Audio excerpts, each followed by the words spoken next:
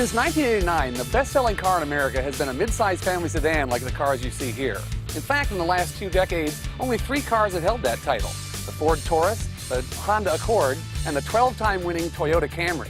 But Toyota's recent troubles are going to make it difficult for them to have a 13th win in 2010, which leaves the field wide open.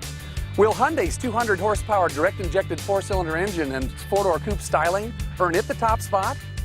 Will Motor Trend's Car of the Year regain Ford the high ground? And can the perennial number 2 selling Honda Accord maintain its high sales with an aging design and a 5-speed automatic transmission? Well, we've gathered the 7 best-selling midsize sedans to determine which one deserves to be the bestseller.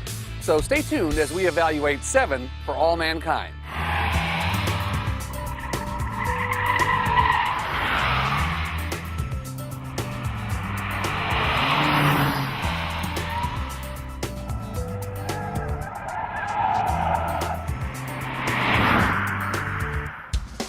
In 7th place, we have the Nissan Altima.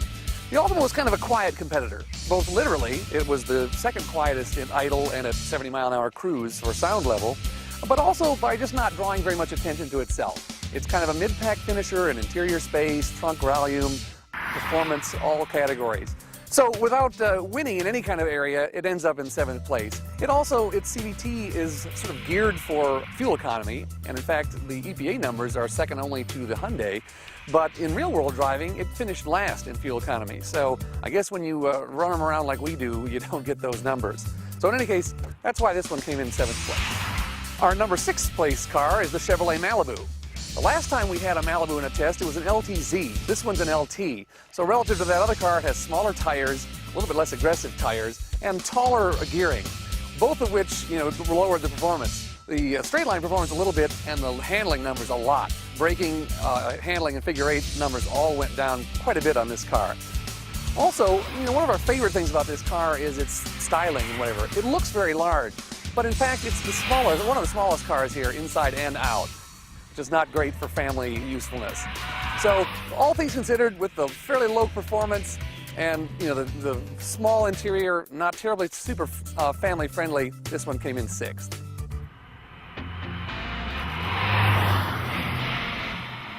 Moving on, we have the 5th place Subaru Legacy. The Legacy's got sort of strange proportions. It's very tall in height and short in length, so I guess it's great for parallel parking and for an upright seating position. Although, even though it's got a nice high ceiling, it ends up with the smallest front seat interior space. It's also kind of a middle-sized trunk and so forth. It is the only car here with all-wheel drive, so if you live in a snowy place, that might be a consideration. It has a CVT, which has the widest ratio spread of any transmission here, which was also good for fuel economy. Its EPA numbers aren't great, but it finished very strongly in our real-world driving. It also has paddle shifters, which is great in the twisty roads and so forth. It's a little more fun. But all things considered, because of the smaller interior space, and we don't really love the interior design and the exterior styling, this one finished 5th. In 4th place, we have the Honda Accord EX. This car is overdue for a little revision. It hasn't changed very much since the last couple times we've driven it.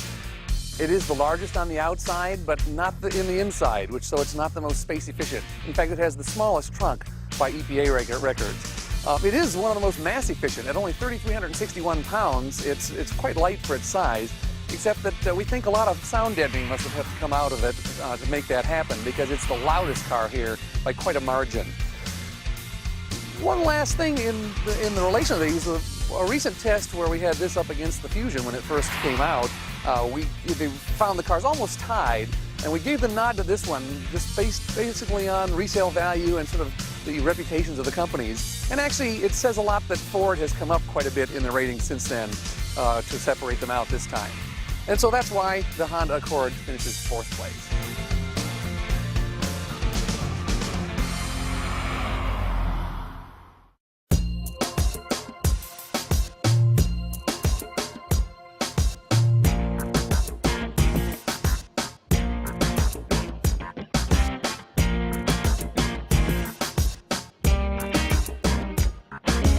In 3rd place, we have the impressive new Hyundai Sonata SE. Hyundai's really been resurgent lately. We really like the last car. The last Sonata came in 2nd in one of these comparison tests. And this one has bold new styling, 4-door coupe styling that is all the rage these days. The power plant is best in test 200 horsepower from direct injection.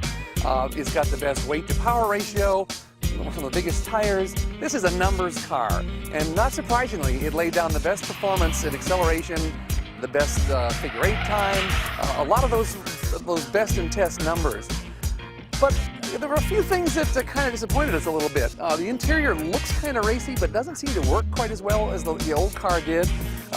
The back seat was one of the few that a lot of us had trouble with our heads brushing the ceiling, despite the fact that the headroom number on paper is larger than a lot of these cars. So there were a number of little things like that that kind of disappointed us a little bit, and that's what put the Hyundai Sonata down in 3rd place. In 2nd place, we have the Ford Fusion SEL. Now, when the Fusion first came out and participated in one of these tests, it came in 5th place. We gave it a lot of grief for its kind of anemic engine and 5-speed automatic. Well, the reboot for 2010 impressed us enough to earn it the Car of the Year status. Indeed, the new 4-cylinder engine has 175 horsepower, 172 pound-feet of torque. Quite good. Put this car in solid mid-pack performance as far as acceleration and braking and so forth goes. It's also got the largest trunk in the class, thanks to this new redo in 2010. 16.5 cubic feet, and it is cubic. Very square, great wide pass-through, remote entry for those that flops the seats down. Really the best trunk in class. The interior has been redone also, quite nice inside.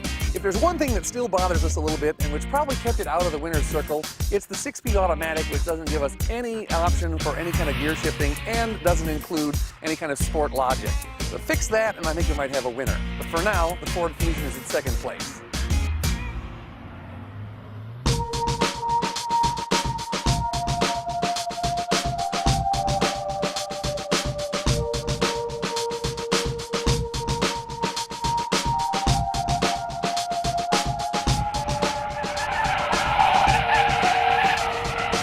And that brings us to our 1st place finisher, the Toyota Camry LE. Yes, the best-selling car in the nation for the last 12 years is our favorite pick for bestseller next time.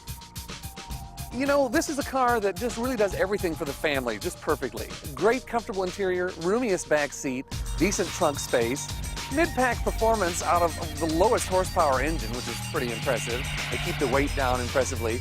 The interior is the quietest one here. The ride is far and away the best in the group. And other things like the ergonomics. This car is anything but intimidating. You get in and there's 2 knobs and 6 buttons for the radio presets. Perfect. The climate control, 3 rotary knobs. What could be easier?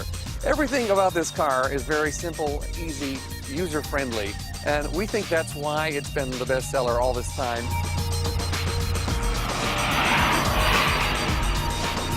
As far as the whole acceleration problem and so forth, we did do some testing at wide open throttle braking, and this was one of the only cars which now cuts out the acceleration, the engine if you are stepping on the brake. Its braking stop distance with the foot flat on the floor was almost the same as without it. So we think that Toyota probably deserves to get past that.